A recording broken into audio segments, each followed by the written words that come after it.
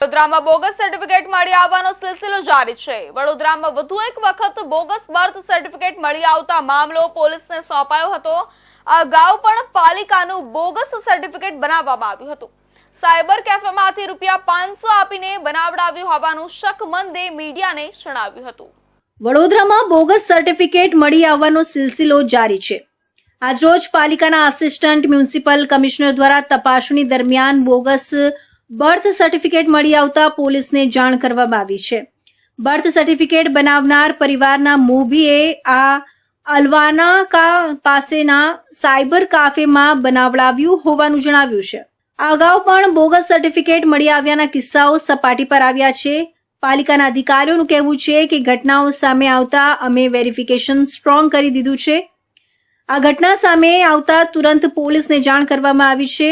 આ ઘટના ward number 19માં સામે આવી છે। પાલિકાની assistant municipal commissioner south Samir જોશીએ મીડિયા સાથેની વાતમાં જણાવ્યું કે અમારે ત્યાં કોઈ પણ ડોક્યુમેન્ટનું વેરિફિકેશન કરવા માટેની સિસ્ટમ નક્કી કરવામાં આવી છે। કોઈ પણ ડોક્યુમેન્ટ રજૂ કરવામાં આવે તેને વોટ્સએપ ગ્રુપમાં મૂકવામાં આવે છે। બાદમાં જે તે વિભાગના એસઓડીને મોકલવામાં આવે છે। ત્યારબાદ તેમના દ્વારા વેરીફાઈ કરીને માહિતી આપવામાં આવી છે। આ કોઈ રેડીમેડ ફોર્મેટમાં બનાવવામાં આવ્યું છે। નામ ફેર કરાવવા માટેની પ્રક્રિયા અંતર્ગત આ ડોક્યુમેન્ટ અમારા સુધી આવ્યું હતું। ગુજરાતીથી અન્ય કોઈ ભાષામાં ડોક્યુમેન્ટ બનાવવામાં કોઈ ભાષાકીય ભૂલ ન થાય તે માટે આ કરવામાં આવે છે। ગંભીરતા તો ખૂબ જ છે આ બાબતની, કારણ કે લોકોની સતર્કતા ઘટી ગઈ છે। કોઈના દોરવણીમાં આવી જાય છે કે અહીંયા કાઢી આપે છે, અહીંયા કાઢી આપે છે। હંમેશા બર્થ એન્ડ ડેથ ડિપાર્ટમેન્ટ જે છે, જન્મ મરણ શાખા કોર્પોરેશનની છે, તો જન્મ મરણ શાખામાં જ બર્થ એન્ડ ડેથ જન્મનો દાખલો બનતો હોય છે કે સુધારા વધારા જન્મના દાખલામાં હોય તો નિયત ઓફિસમાં જ થતું હોય છે। એ સિવાય કોઈ પણ ખાનગી જગ્યાએ કોઈ પણ પ્રકારનો સુધારો આ અગત્યના ડોક્યુમેન્ટમાં થઈ શકતો નથી।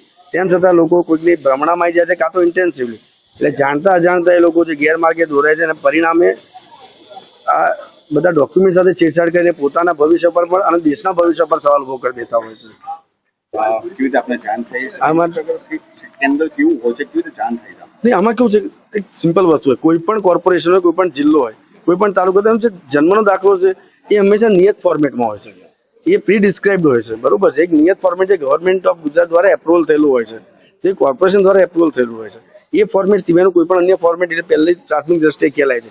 એમાં આમાં લખ્યું, પેલી વખત હતું જમનાબાઈ વાળું હતું, એ જમનાબાઈ નથી આપતો તરત થઈ ગયું। આમાં વડોદરા મ્યુનિસિપલ કોર્પોરેશન લખ્યું હતું અને વડોદરા મ્યુનિસિપલ કોર્પોરેશન ફોર્મેટ અમને ખબર જ છે।